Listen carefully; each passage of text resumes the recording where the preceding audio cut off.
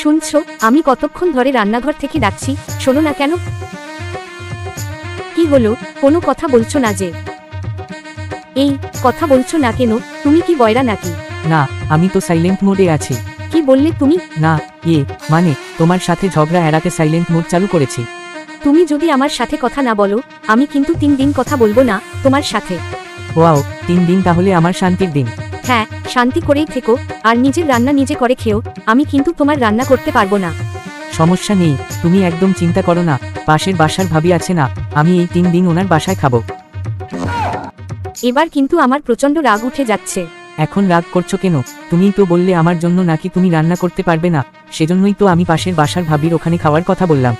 কি বললে তুমি? আরে না মানে, আমি তোমাকে খুব মিস করব। যতই হোক 5টা না 10টা না, একটা মাত্র বউ আমার। সে রাগ করলে কি মানায় বলো? পাশের বাসার ভাবি তো নাম মাত্র বললাম, আমি শুধু তোমাকে ভালোবাসি। I love you. হ্যাঁ, আর ঢং করতে হবে না। টেবিলে কফি আছে, ঠান্ডা হবার আগেই খেয়ে নাও। জানো, তোমার রাগও তোমার কফির মতোই। মানে, কি বলছো তুমি?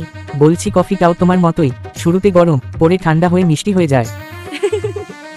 থাক, আর কিছু বললাম না, আজকের মতো বেঁচে গেলে তুমি। আমি কিন্তু তোমায় আই লাভ ইউ বলেছি, এখনো কিন্তু তার কোনো উত্তর পাইনি আমি। তোমার কাজ তো শুধু সারা দিন ঝগড়া করার জন্য আমার পিছনে লেগে থাকা। উত্তর দেওয়ার মতো কাজ না করলে কিভাবে উত্তর দেব? এটা আমার পাগলি একটা, খুব বেশি ভালোবাসি তোমায়।